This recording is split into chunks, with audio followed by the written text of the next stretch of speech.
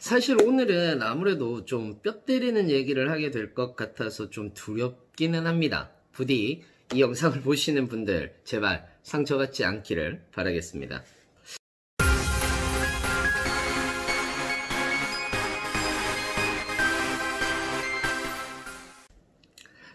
안녕하세요. 반갑습니다. 취업대장 윤대장 인사드립니다.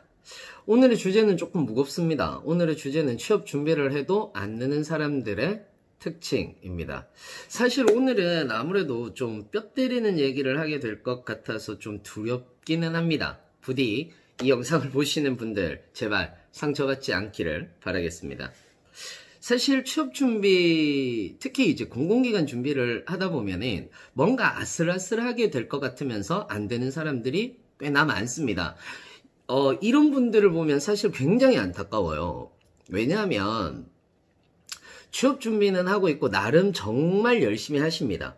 나름 정말 열심히 하시는데 정말 바쁘게 하고 있는데 느는 느낌도 안 들고 쳇바퀴 돌듯이 취업 준비를 하고 있는 그런 느낌을 받는 사람들을 사실 굉장히 많이 보게 됩니다.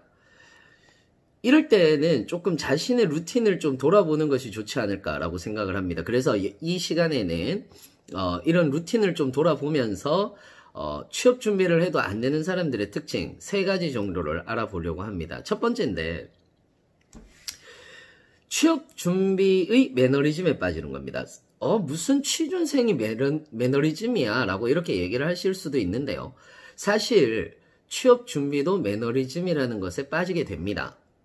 즉 공부가 늘 같은 공부를 하게 되면 당연히 매너리즘이라는 것에 빠지게 되는 거죠.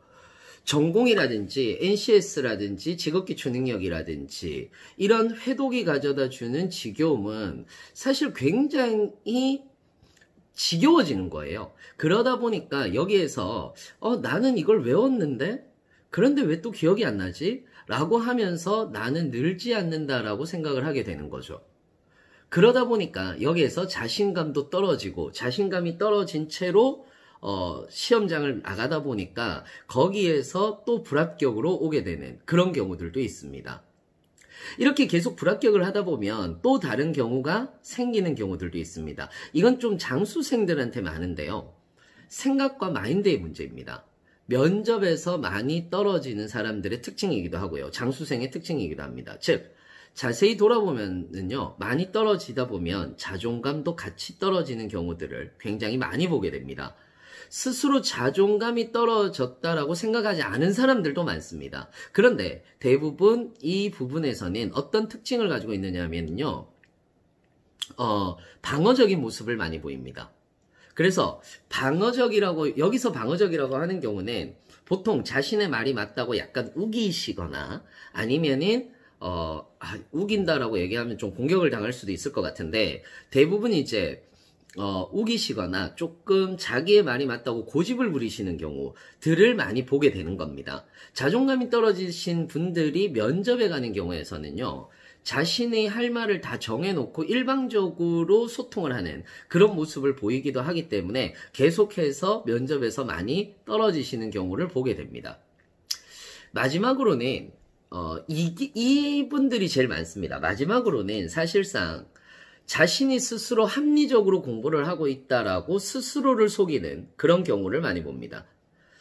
예를 들어서 이런 거죠. 술이나 문제 해결을 많이 풀고 나는 이 부분을 빨리 풀어서 나는 합격선으로 갈 거야 라고 이야기를 하는 경우입니다. 그러니까 그러면서 다른 공부를 잘 하지 않는 거죠. 야, 이 문제는 몇 문제 안 나오지 않아? 그러니까 내가 굳이 공부를 안 해도 되지 않을까? 라고 이렇게 생각을 하는 경우들을 많이 봅니다. 사실 왜 이런 생각을 하게 되냐면 의사소통은 많은 지문을 읽고 뭐 문제를 풀고 하더라도 느는 느낌이 안 들어요. 또는 조직이해나 뭐 직업윤리같이 모듈형 문제 같은 경우에서는 읽어봐도 외워지고 있는지 잘 모르고 나오는 문제에 비해서 분량이 굉장히 많다라고 느끼게 됩니다. 그러니까 다시 얘기하자면 우리는 사실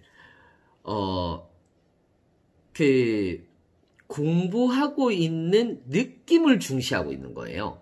결국은 뭐냐면 공부라고 얘기를 하는 것 자체를 효율적으로 한다라고 생각을 하는데 가만히 보면은 내가 재밌어 하는 공부를 많이 하고 있는 것을 많이 보게 됩니다. 전공도 마찬가지예요. 전공을 공부하면서 이런 생각을 하시는 경우들을 많이 봅니다. 여기까지 공부해야 돼? 어차피 이 부분은 적게 나오니까 공부하지 않아도 되지 않을까? 이런 생각을 하게 되는 거죠. 이때 한 문제를 포기하면서 합격으로부터 멀어지게 되는 거예요. 이를 해결하는 몇 가지 방법이 있습니다. 있기는 하죠. 일단 매너리즘에 빠졌다면 여러분이 루틴 중에서 중간중간에 자소서라든지 기업 분석 또는 직무와 관련되어 있는 정책 분석이라든지 이런 것들을 1시간씩이라도 공부를 좀 해주면서 매너리즘을 탈출하는 겁니다. 또는 남부발전이라든지 중부발전이라든지 이렇게 한국사가 필기에 들어가는 경우에서도 한국사를 한 번 정도를 더 보시는 것도 저는 추천을 드립니다. 공공기관이라면 이런 식으로 약간의 루틴만 살짝 바꿔주는 것만으로도 매너리즘을 극복할 수 있다라고 이렇게 생각을 합니다.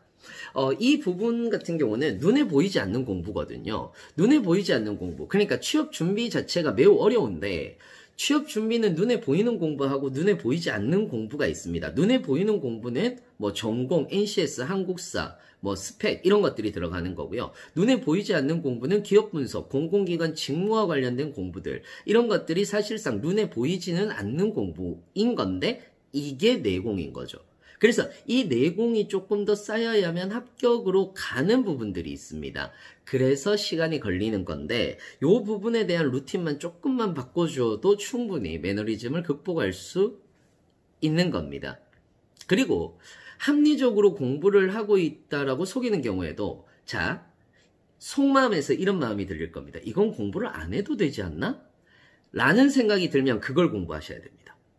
분명히 여러분도 알고 계실 거예요. 이 공부를 해야 하는데 잘 되지 않아서 멀리하게 된다는 걸요.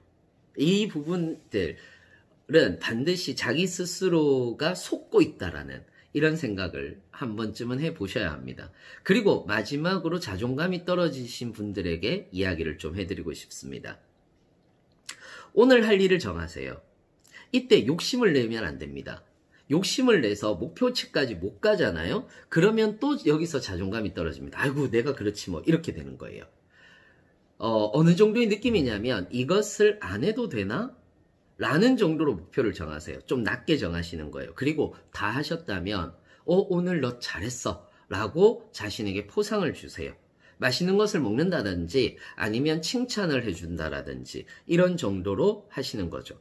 그러면 조금씩 자신감이 붙으면서 자존감도 올라가게 될 겁니다. 사실 취업 준비 매우 어렵습니다. 아까도 말씀드렸듯이 눈에 보이지 않는 공부와 눈에 보이는 공부로 나눠지는 거예요.